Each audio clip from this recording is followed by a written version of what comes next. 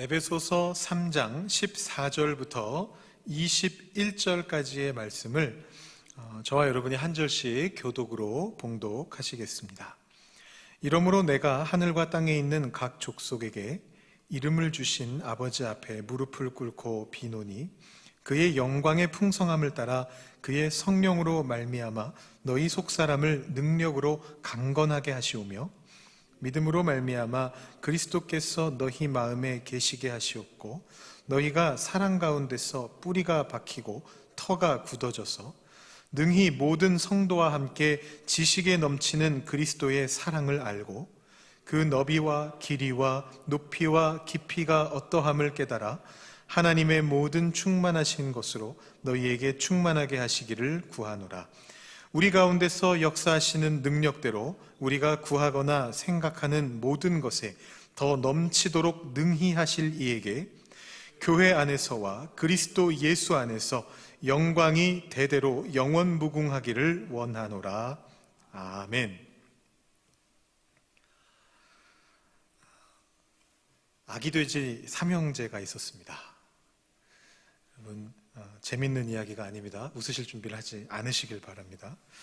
첫째 돼지가 짚으로 집을 지었습니다. 그리고 말했습니다. 늑대는 결코 이 집으로 들어올 수 없을 거야 라고 그렇게 말했습니다. 늑대가 어떻게 했던가요? 입김으로, 어쩌면 콧김이었을지도 모르겠는데요, 훅 불어가지고 그 지푸라기 집을 날려버렸습니다. 첫째 돼지가 깜짝 놀라가지고 후다닥 도망을 쳤습니다.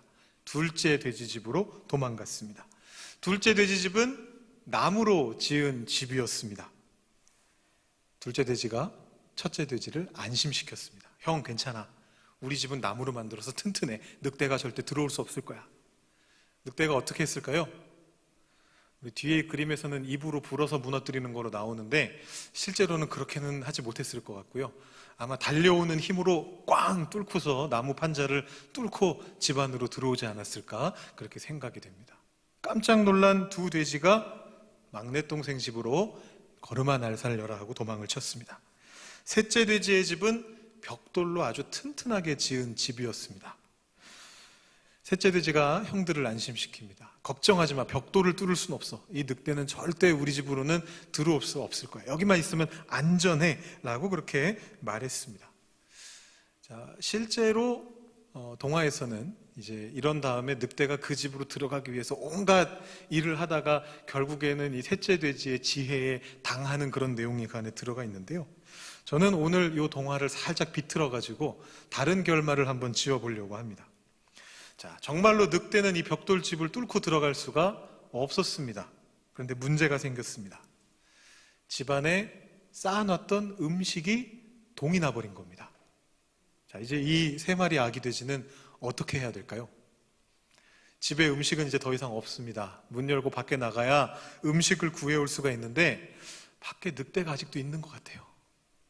이렇게 창문으로 이렇게 보니까 있는지 없는지 확실하진 않은데 저쪽에 뭔가 회색깔 뭐가 이렇게 휘날리는 것처럼 보이기도 하고 뭔가 겁이 나가지고 밖으로 나가지 못하겠습니다. 이럴 때 이 세 마리 아기 돼지는 어떻게 해야 될까요? 인간은 누구나 집을 짓습니다. 몸이 살기 위한 집을 지을 뿐만 아니고요, 우리 마음이 거처할 수 있는 그런 공간들을 마련을 합니다. 내 마음이 들어있을 곳을 마련한 다음에 그 주변에 멋지게 벽돌로 집을 쌓아 올립니다. 그리고 나서 그 밖에 마당을 만들고 울타리를 두르게 됩니다.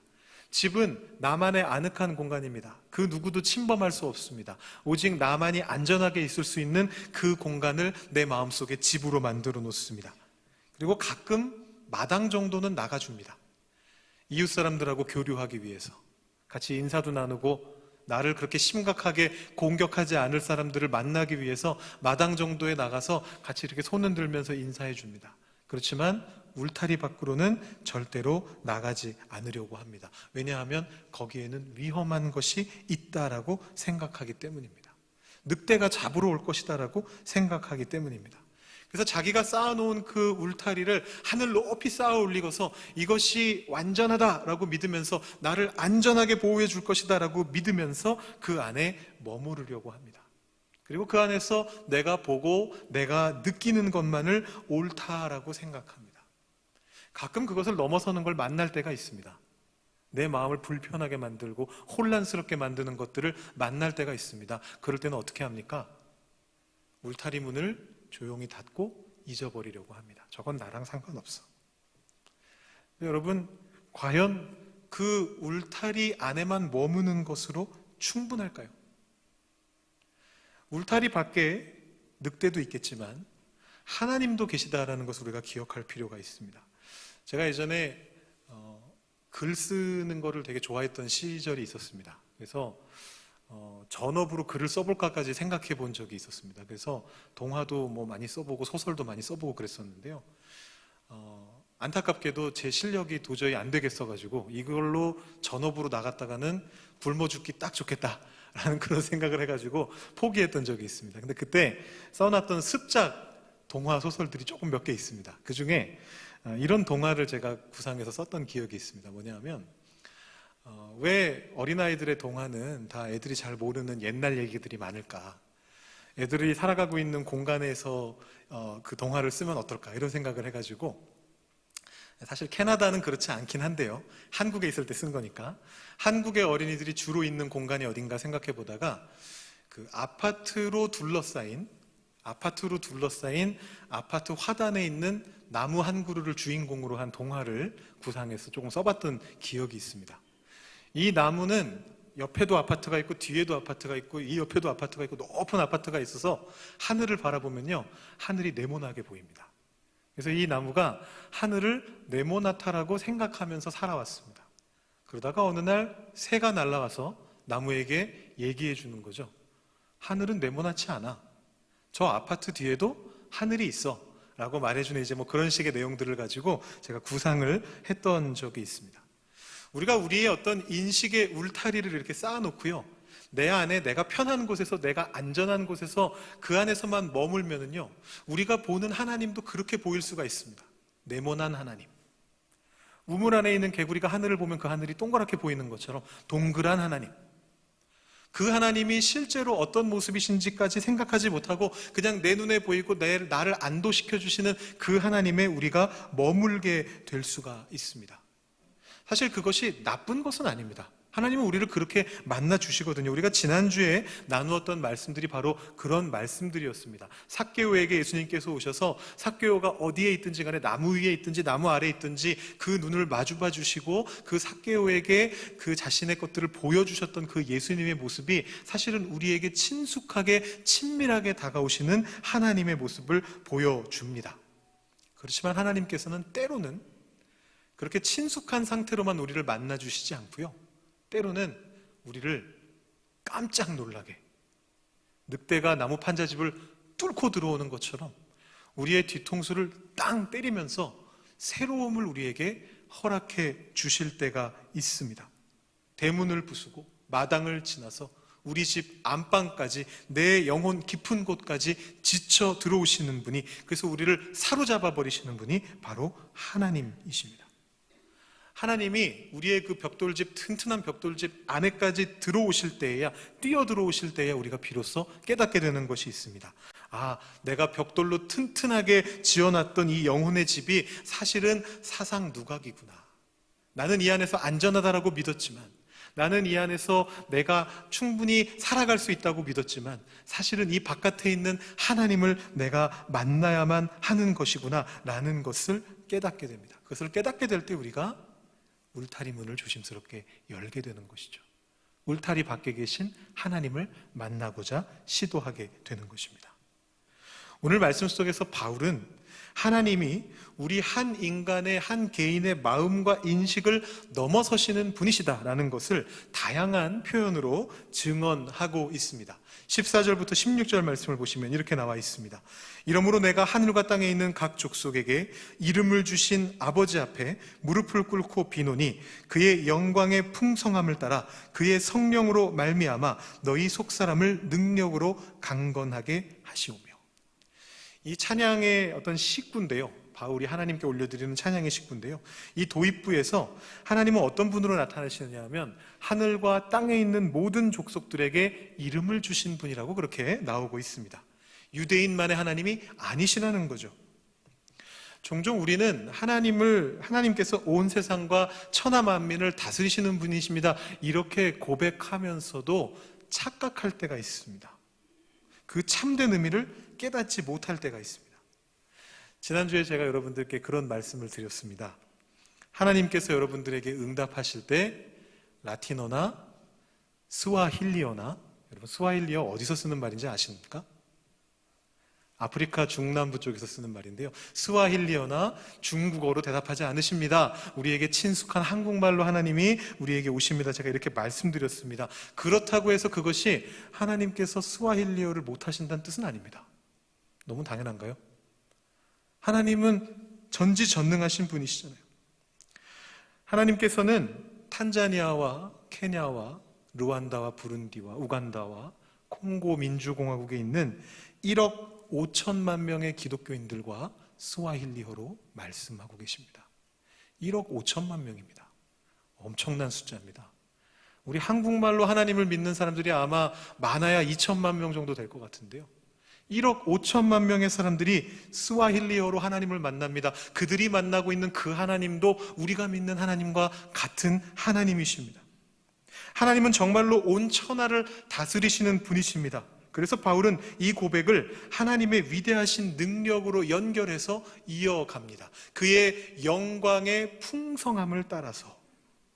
하나님의 영광이 도대체 얼마나 크냐, 온 세상 사람들에게 이름을 지어주신 하나님, 온 세상 사람들과 대화하고 계신 하나님, 그들에게 신앙을 주시는 하나님, 믿음을 주시는 하나님, 그 하나님의 영광이 얼마나 풍성하고 얼마나 넉넉하고 얼마나 큰 것이냐. 그런데 그 하나님이 너희들의 속사람을 능력으로 강건하게 만들어주고 계시다, 이렇게 바울이 이야기하고 있는 것이죠.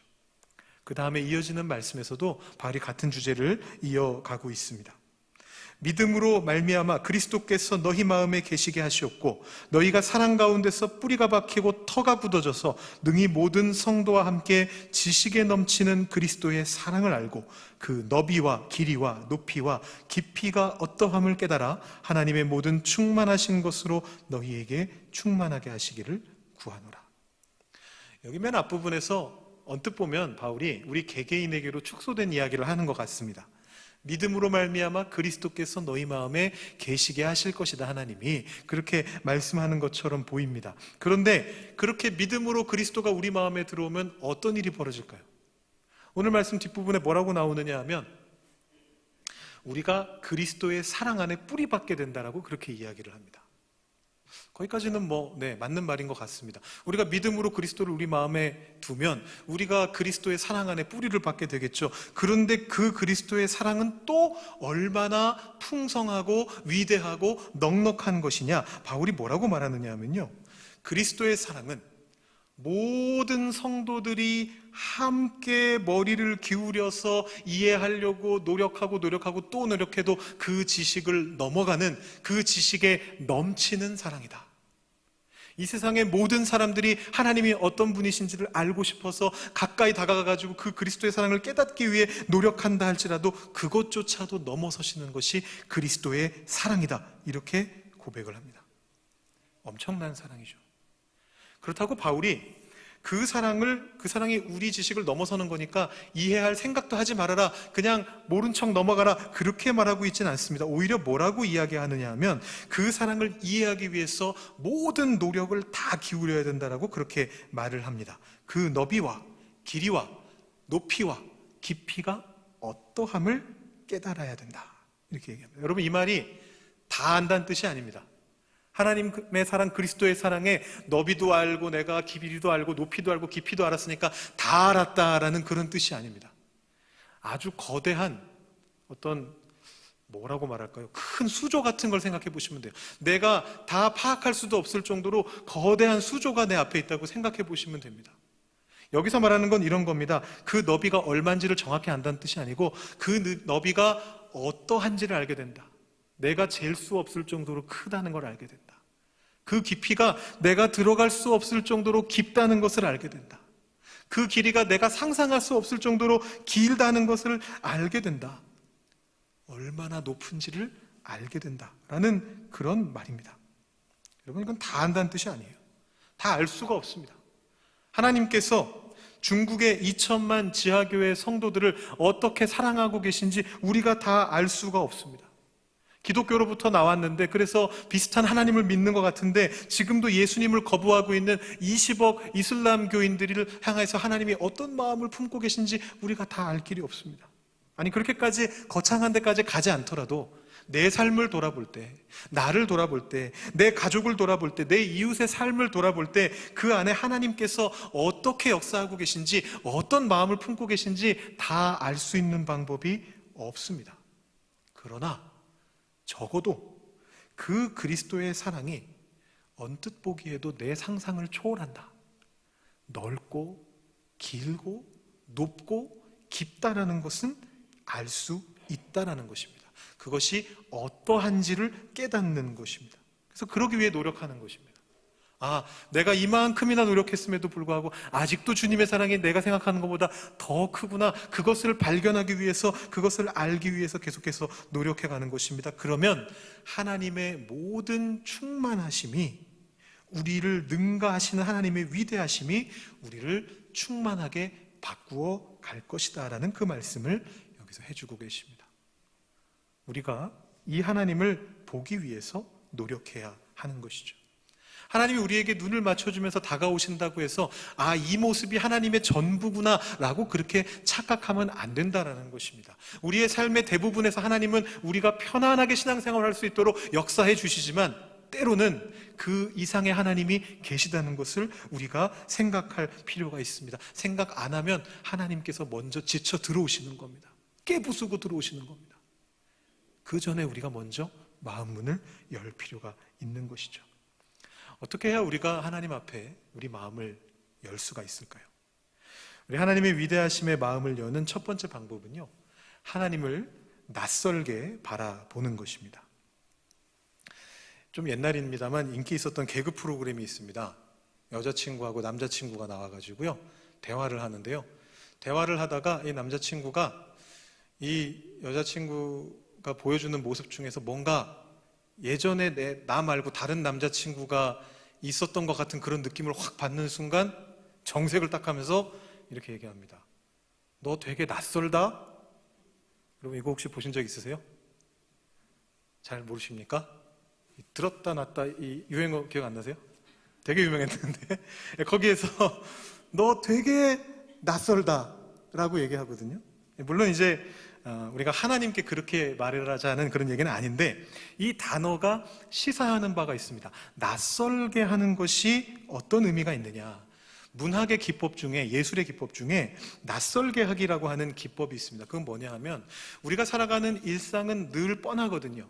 늘 똑같은 일들이 벌어집니다. 그런데 그것을 일부러 다른 눈으로 바라봐 보는 것입니다. 그러지 않으면 문학이나 예술이 나올 수가 없기 때문에 이 일상을 일부러 의도적으로 비틀어서 다른 시선으로 바라보는 것이 낯설게 하기라고 하는 기법입니다.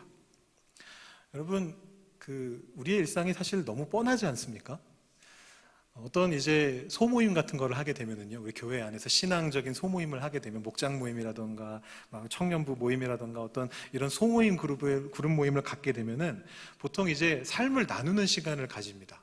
그래서 이제 인도자가 이렇게 얘기하죠. 목자분들이 얘기하실 거예요. 지난 한 주 동안 어떤 일들이 있으셨어요? 어떤 하나님 만나셨어요? 이렇게 물어보십니다. 근데요, 대답하는 입장에서는 그것만큼 대답하기 힘든 말이 없어요. 왜냐하면 일주일이 지난 일주일하고 똑같았거든요. 보통은 그렇습니다. 특별한 일들이 일어나는 경우가 더 드물어요. 보통은 늘 있었던 일들이 그냥 일어납니다. 그래서 대답하는 분들이 항상 이렇게 당황합니다. 직장 다니는 사람들은 이렇게 말합니다. 지난 일주일 동안요 직장에 있었는데요, 지난번 옛날하고 똑같습니다. 지난주에 나눌 때랑 똑같습니다. 직장에서 열심히 일했습니다. 은퇴하시고 집에 계신 분들은 이렇게 말씀하세요. 지난 일주일 동안요, 집에 있었는데요. 늘 보는 얼굴 보면서 집에 있었습니다. 특별한 게 없습니다. 이렇게 얘기합니다. 일상이라고 하는 것이 굉장히 뻔한 곳입니다. 근데 이 뻔함에 익숙해지게 되면 더 이상 설렘이 없어지게 됩니다.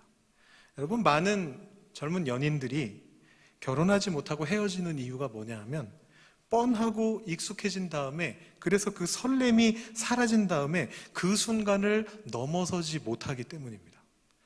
설렘이 없어진 건데 이제 더 이상 내가 사랑하지 않는가 보다, 이렇게 착각을 하게 되는 것이죠. 근데 하나님과도 마찬가지입니다.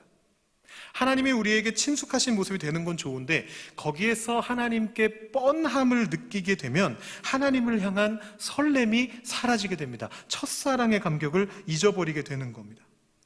여러분, 처음 하나님을 믿으셨을 때 그때 그 감격이 기억나십니까? 혹시 너무 옛날이십니까?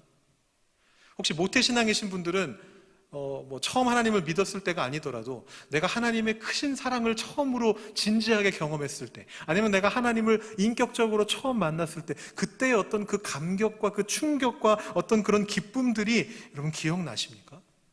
여러분, 그 감정들은 계속해서 식어가게 되어 있습니다. 시간이 지나고 날짜가 지나고 나이가 들어가면 그 감정들이 점점 식어갑니다. 그 감격이 계속해서 이어지지 않습니다. 요즘 젊은 사람들이 쓰는 표현들 중에요, 무엇 안 본눈 삽니다 라는 그런 표현이 있습니다. 혹시 알고 계시나요? 들어보셨나요? 무엇 안 본눈 삽니다. 도무지 무슨 뜻인지 상상도 안 가시죠? 참 무슨 생각을 해서 이런 말이 나왔는지 상상도 안 가실 것 같은데요, 이게 어떤 때 쓰는 거냐면 그냥 일상생활에서 쓰는 말은 아니고요, 주로 어떤 때 쓰냐면 드라마라던가 영화라던가 소설이라던가, 아니면 젊은 사람들은 요즘 웹툰, 만화를 많이 보는데, 이제 그런 어떤 스토리가 있는 어떤 예술 작품 같은 것들을 보다가 그 작품이 너무 뛰어나가지고 감격하게 됐을 때, 그 안에 어떤 큰 반전이 있다거나 아니면 너무너무 감동적이라거나 큰 재미를 느껴가지고 거기에 이제 감격하고 충격을 받았을 때 이런 표현을 씁니다. 왜냐하면 이 명작, 걸작들은 사실 여러 번 반복해서 봐도 또 주는 그런 감격들이 있긴 있는데, 처음 봤을 때의 그 충격은 좀 다른 거거든요. 맨 처음에 그것을 보고 느꼈던 그 충격은 두 번째에는 다시 느끼기가 힘듭니다. 그래서 이제 그걸 가지고 말장난을 이제 젊은 사람들이 하는 건데요, 이 작품 안 본 눈 있으면 제가 살게요. 다시 보고 싶어서. 물론 눈 산다고 다시 볼 수는 없습니다. 우리 머리에 이미 다 들어갔으니까. 근데 그렇게 표현을 하는 거죠. 그렇게 말하는 겁니다. 이 작품 안 본 눈 사고 싶습니다. 나 이거 다시 처음으로 돌아가서 안 봤던 그 처음 그 충격 그대로 이 작품을 다시 한번 보고 싶습니다 라고 말하는 것이고요, 또 다른 의미로는 그 정도로 좋은 작품이니까 빨리 보세요라고 추천하는 어떤 그런 의미도 있습니다. 내가 다시 보고 싶을 만큼, 첫 마음으로 다시 보고 싶을 만큼 좋은 것이다 라는 이제 그런 얘기입니다. 참 신기한 표현들 많이 쓰죠. 이 하나님을 낯설게 보는 겁니다. 하나님 안 본 눈을 사는 겁니다. 이런 마음가짐을 가지고 나아가는 겁니다. 처음 하나님을 경험했던 그때의 감격을 다시 느끼기 위해서 하나님을 낯설게 보려고 시도해 보는 것입니다. 하나님이 먼저 우리 집을 뚫고 들어오시기 전에 우리가 먼저 문을 열고 하나님을 바라보는 것입니다. 여러분, 하나님을 낯설게 보는 방법이 여러 가지가 있을 것 같아요. 제가 한번 그냥 쭉 추천으로 리스트를 한번 만들어 봤는데요, 늘 경험하는 은혜 안에서, 동일한 은혜죠. 하나님이 늘 우리에게 해주시는 게 늘 동일한 은혜입니다. 늘 똑같은 밥을 먹고 늘 똑같은 삶을 살아가는데, 그러나 오늘 혹시 뭔가 좀 다른 게 있지 않았을까? 마음을 바꿔서 생각해 보는 것입니다. 오늘 하나님이 나한테 특별하게 해주신 것은 뭐가 없을까? 생각해 보는 겁니다. 아니면 늘 읽는 말씀을, 늘 읽어오던 말씀, 우리가 늘 말씀을 읽잖아요. 그런데 뻔한 말씀이지만 그것을 새롭게 읽기 위해서 새로운 마음가짐을 가지고 혹시 이 말씀 안에 다른 뜻이 있지는 않을까 고민하면서 묵상해 보는 것이죠. 제가 지난주에 삭개오 말씀을 드렸었는데, 그 말씀을 드리고 나서 몇몇 분들이 저한테 오셔서 감사 인사를 해주셨어요. 그러면서 무슨 말씀 하셨냐면, 삭개오 말씀을 늘 많이 읽어왔었는데 이렇게 봤던 적은 처음인 것 같습니다. 이렇게 말씀하시면서 감사 인사를 해주셨습니다. 우리 스스로 하나님 말씀을 읽을 때도 비슷한 시도를 해보는 겁니다. 늘 읽었던 이 말씀이 혹시 다른 뜻을 가지고 있지는 않을까, 다르게 볼 수 있는 여지는 있지 않을까 생각해 보는 것입니다. 또 늘 같은 내용의 찬양이지만 찬양의 내용이 늘 같죠. 우리 하나님께 영광 올려드리는 것이고 주님의 사랑을 찬미하는 것이고, 찬양의 내용은 늘 같지만 새로운 곡조에 실려있는 새로운 찬양을 배워가지고 한번 그 찬양으로 찬양해 보면서 새로운 감격과 감정을 느껴볼 수가 있습니다. 이도저도 다 모르겠고 다 안 되시겠다, 그런 생각이 드신다면 하나님 앞에 기도하면서 그냥 매달려 보셔도 됩니다. 하나님, 오늘 우리 교회 목사님이 설교하시면서 하나님을 낯설게 보라고 하시던데 무슨 말인지 당최 이해도 되지 않고 어떻게 해야 될지도 도무지 모르겠습니다. 하나님 어떻게 할까요? 그렇게 그냥 하나님 앞에 기도로 나아가 보시는 거예요. 그 마음가짐이 필요한 거예요. 하나님으로부터 다시 한번 새로운 감정을 느끼고 싶습니다. 새로운 경험을 해보고 싶습니다. 새로운 인식을 얻게 되고 싶습니다. 그 마음을 가지고 하나님께로 나아가면 하나님께서 그 감격을 다시 경험하게 해주실 것이기 때문이죠. 하나님의 위대하심에 마음을 열기 위한 방법이 한 가지 더 있습니다. 그것은 다른 사람들의 신앙에 귀를 기울이고 마음을 열어보는 것입니다. 앞에도 말씀드렸던 것처럼 1억 5천만 명의 스와힐리어 기독교인이 있습니다. 2천만 명의 중국어권 기독교인들이 있습니다. 거기까지 안 가더라도 우리 주위에 나와 다른 신앙을 가진 사람들과 대화하는 겁니다. 그리고 하나님이 나한테 편한 방식으로 이렇게 말씀을 늘 해오셨지만 어쩌면 다른 사람들에게는 다른 모습으로 말씀하실 수도 있겠구나, 그 모습을 보면서 나도 뭔가 배울 수 있는 게 있겠구나, 그렇게 마음을 열어보는 것입니다. 내가 알고 경험하고 인식하는 하나님이 하나님의 전부가 아닐 수도 있다는 것을 기억하면서 이 대화의 자리로 나갈 때 우리는 그들과의 대화를 통해서 우리의 신앙을 살찌울 수 있게 되는 것이죠. 근데 보통 이것을 우리가 잘 못합니다. 저한테 상담하러 오시는 분들 중에 상당히 많은 퍼센테이지가 어떤 분들이시냐면요, 이렇게 와서 이렇게 말씀하십니다. 목사님, 저 사람 신앙이 좀 이상한 것 같아요. 좀 봐주세요, 목사님. 이렇게 말씀하러 오시는 분들이 꽤 많이 있으십니다. 어르신들 중에도 계시고요, 젊은 사람들은 안 그럴 것 같으시죠? 40대 중에서도 오신 분들이 있으셨고요, 청년들 중에서도 온 사람들이 있었습니다. 이상해요, 저 사람 이상해요, 이렇게 말하면서 오신 분들이 있었습니다. 근데 그런 상담 자체가 나쁜 건 아닙니다. 이를테면 진짜 기독교의 진리로부터 크게 떨어져 있는 이단 사이비 신앙에 빠진 그런 분들이 계실 수도 있죠. 그러면 그런 분들의 어떤 잘못된 신앙으로부터 우리의 신앙을 지켜야 되니까 당연히 어떤 그런 질문을 하실 수가 있습니다. 근데 제가 말씀드리는 건 그런 부분이 아니고, 누가 봐도 제도권 안에 있는 정상적인 건강한 신앙인 것처럼 보이는데 단지 내 신앙과 맞지 않다는 이유로, 내 마음에 들지 않는다는 이유로 그 신앙 자체를 나쁘게 이상하게 볼 필요는 없다라는 그런 말씀입니다. 이런 조크가 있습니다. 제가 조크를 하면 여러분들이 잘 안 웃으시길래 제가 일부러 이번에는 그림을 하나 준비해 봤습니다. 제가 직접 그린 건 아니고요, 직접 AI한테 명령해가지고 그림을 그려라 라고 명령을 했더니 이런 그림을 그려줬습니다. 무인도에 있는 초막들입니다. 어떤 사람이 무인도에 이제 표류를 하게 됐다라고 합니다. 혼자서 이제 초막을 지어놓고 버티는 거죠. 구조대가 올 때까지. 언제 구조대가 오나 이러면서 기다리고 있었습니다. 그러다가 드디어 구조대가 왔습니다. 구조대가 와서 이 사람을 구하려고 보니까 분명히 사람은 한 명밖에 없는데 초막을 3개나 지어놨더라는 거예요. 그래서 궁금해가지고 물어봤답니다. 이 초막들은 도대체 다 뭡니까? 혼자 사시면서 왜 이렇게 많은 초막을 지어놨습니까? 라고 물었답니다. 그랬더니 그가 뭐라고 대답했느냐 하면, 이거 전부 교회들인데요 라고 대답했다고 합니다. 이 장면에서 웃어주셔야 되는데, 일단 안 웃으신 것인지 못 웃으신 것인지 모르겠지만 제가 조금 설명을 해드릴게요. 혼자 살고 있음에도 불구하고 교회 한 군데로는 성에 안 차가지고 이쪽 교회 갔다가 저쪽 교회 갔다가 저쪽 교회 갔다가 하려고 교회를 3개를 지어놨다, 이제 그런 얘기입니다. 이 경우는 이제 한 사람이 3군데 교회로 간 케이스인데 반대의 경우도 많아요. 이 교회에 있는 사람이 이쪽 교회에 있는 사람을 비판합니다. 장로교인이 감리교인을 비판하고 비난하고, 감리교인이 성공회 교인들을 비판하고 비난합니다. 그 신앙은 틀렸어, 잘못됐어, 더 나아가가지고는 야, 사탄아 물러가라, 심지어 이단이라고까지 그렇게 말하는 경우들이 있습니다. 그렇게 비난함으로써 자기 자신이 이단이 되고 있다라고는 생각하지 않는 것 같아요. 어떤 사람이 전 세계 수십억의 제도권 교회를 다 이단으로 돌린다면은 저는 그 사람은 둘 중에 하나일 거라고 생각합니다. 예수님급의, 마틴 루터급의 세계적인 역사적인 선구자거나, 그게 아니면 자기 자신이 이단이거나 그럴 것 같아요. 그래서는 안 됩니다. 우리가 다른 사람의 신앙을 존중할 필요가 있습니다. 그것이 복음의 핵심을 침범하는 정도가 아니라면 하나님께서 저렇게도 역사하시는구나, 저 사람에게는, 저 집단에게는 하나님께서 이런 방법으로도 역사하시는구나 라고 생각하시면서 받아들이시면 됩니다. 그걸 억지로 내 삶에 적용까지는 안 하셔도 돼요.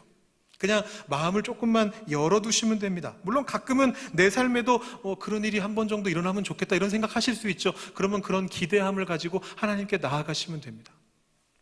제가 신학교 다닐 때 조직신학을 가르쳐줬던 교수님이 계셨는데요. 이 조직신학이라는 게 거창한 게 아닙니다. 그냥 교리에 대해서 가르치는 과목이다 생각하시면 되는데, 이분이 은퇴를 앞두고 계신 대가셨어요. 그런데 이런 고백을 하셨습니다. 본인이 평생 교리를 가르치시면서 방언에 대해서도 계속해서 가르쳐 왔는데 정작 본인은 방언을 할 줄 몰랐다라는 것입니다. 근데 그게 크게 흠될 건 없습니다. 왜냐하면 제가 속해 있던 교단은 장로교파고, 장로교파에서는 방언을 꼭 해야만 신앙이 뛰어난 것이다 이렇게 말하지는 않기 때문에 그 교수님 입장에서 크게 문제될 건 없는 이제 그런 상황이었습니다. 그런데 좀 아쉬우시더라는 거예요. 내가 평생을 조직신학을 가르치면서 사람들한테 존경받으면서 대가라는 말을 들으면서 방언에 대해서도 가르쳐 왔는데 정작 내가 방언을 할 줄 모르니까 이 방언이 어떤 건지도 모르고 가르친 것 같아서 마음이 좀 한구석이 좀 그러시더라는 거예요. 그래서 이분이 어느 날 저녁에 늘 기도하시던 그 시간에 하나님 앞에 나가서 늘 똑같은 모습으로 평소와 똑같은 모습으로 기도의 자리에 나와서 기도를 하셨답니다. 근데 눈을 떠보니까 새벽이시더래요. 졸으신 게 아니고요. 잠드신 게 아니고 기도를 하는 중에 방언이 터지신 거예요. 자기도 모르게 막 방언으로 기도를 하신 거예요. 그리고 새벽 한 3시가 돼서야 그 기도를 멈추고 정신을 차려보니까 시간이 막 대여섯 시간이 지나가 있는 것을 경험하셨더랍니다. 그러면서 뭐라고 얘기하시느냐 하면 하나님께서 자기의 이런 마음 구석에 있는 작은 안타까움까지도 응답해 주시는 걸 보면서 감격했다라는 그런 이야기를 전해 주신 걸 들었습니다. 여러분, 방언을 할 줄 안다고 더 높은 신앙의 경지에 있는 것도 아니고요, 방언을 거꾸로 못한다고 해서 그런 분들도 계세요. 이 방언이라고 하는 거는 사도시대에 있었던 거기 때문에 지금 하는 방언은 다 가짜야 이런 말 하시는 분들도 계세요. 방언을 못한다고 해서 더 좋은 신앙을 가진 것도 아닙니다. 다른 신앙의 색깔들도 마찬가지예요. 하나님께 나의 일상의 시시콜콜한 부분까지 다 여쭈면서 물어보면서 결정하는 사람이 있고, 또 어떤 사람들은 그냥 좋은 게 좋은 거로 하나님께서 늘 내 삶을 이렇게 인도해 오셨으니까 지금처럼 이렇게 하나님이 늘 인도해 가셔요 이렇게 고백하는 사람이 있습니다. 둘 중에 어느 신앙이 더 좋은 신앙인 게 아닙니다. 그냥 신앙의 색깔이 다른 겁니다. 우리 성격이 다르듯이, 모든 사람의 성격이 하나하나 다르듯이 우리의 신앙의 성격이 다른 거죠. 그 신앙 색깔에 하나님께서 맞춰주시는 겁니다. 우리를 너무 힘들게 안 하셔요. 그렇지만 간혹 거기에 우리가 너무 안주하게 될 때는, 그래서 더 이상 하나님을 설렘으로 맞이하지 못하게 될 때는, 하나님을 내가 이해한 범주 안에 그냥 묶어버리게 될 때는 우리의 그 생각을 교정해 주시기 위해서 때로는 새로운 모습으로, 낯선 모습으로도 하나님께서 나타나신다라는 것입니다. 때로는 우리 삶 속에 새롭게 역사하시는 걸 통해서, 때로는 우리 주변의 다른 사람들의 신앙을 통해서 그것을 우리에게 보여주십니다. 오늘 저는 여러분들에게 2가지 말씀을 드렸습니다. 하나님을 낯설게 보기 위해서 노력해 봅시다. 그럼으로써 첫사랑의 감격을 되찾고 매 순간 하나님이 알려주시는 새로움을 누려보십시다. 이 말씀을 드렸고요. 2번째로, 다른 사람들의 신앙을 존중하면서 그 사람들로부터 우리가 배울 수 있는 하나님의 새로운 모습들을 한번 우리가 배워보자. 이렇게 2가지를 말씀드렸습니다. 여러분의 삶 속에 그 일들이 이루어지기를 소망합니다. 오늘 말씀에서 바울은 그 뜻을 담아서 이렇게 말씀을 마무리하고 있습니다. 우리 가운데서 역사하시는 능력대로 우리가 구하거나 생각하는 모든 것에 더 넘치도록 능히 하실 이에게 교회 안에서와 그리스도 예수 안에서 영광이 대대로 영원 무궁하기를 원하노라. 아멘. 여러분이 구하시고 생각하시는 그 모든 것들을 능가하시는 하나님께서 또 넘치도록 우리에게 부어주실 수 있는 능력이 있으시고 그럴 의도를 가지고 계신 그 하나님께서 여러분의 삶 속에 앞으로 부으실, 넘치도록 부으실 그 은혜를 놓치지 마시고 꼭 받으실 수 있는 여러분들 한 분 한 분이 되시길 주님의 이름으로 축원합니다. 기도하겠습니다. 하나님 감사합니다. 우리에게 다가오시는 친숙하신 하나님께 감사하다가 그 감사를 때로는 잊어버리고 설렘을 잊어버리고 하나님을 그냥 뻔한 존재로 내 옆에 늘 계신 그런 존재로만 생각하게 될 때가 있음을 주님 앞에 고백합니다. 그럴 때 그런 우리를 그렇게 힘없게 내버려 두지 않으시고 다시금 새로운 하나님의 모습을 보여주시기 위해서 우리 마음속으로 뚫고 들어오시는 그 하나님의 모습을 오늘 살펴보았습니다. 하나님, 우리가 그 하나님께 우리의 마음을 열 수 있게 하여 주시옵소서. 우리 삶이 늘 뻔해 보이고 늘 똑같아 보이지만 그 삶 속에서 하나님께서 역사하시는 그 역사하심은 놀라운 역사하심을 갖고 있다는 것을 우리가 믿게 하시고 우리의 삶을 다르게 바라보면서 그 삶 속에서 하나님이 부어주시는 놀라운 은혜의 그 차원을, 그 너비와 그 깊이와 그 길이와 그 높이를 우리가 깨달아 알 수 있도록 주님 우리 삶 속에 역사하여 주시옵소서. 그래서 오늘도 내일도 첫사랑의 감격을 다시 회복하며 설렘을 가지고 하나님 앞으로 나아갈 수 있는 우리 한 사람 한 사람이 되게 하여 주시옵소서. 감사드리며 예수님의 이름으로 기도드립니다.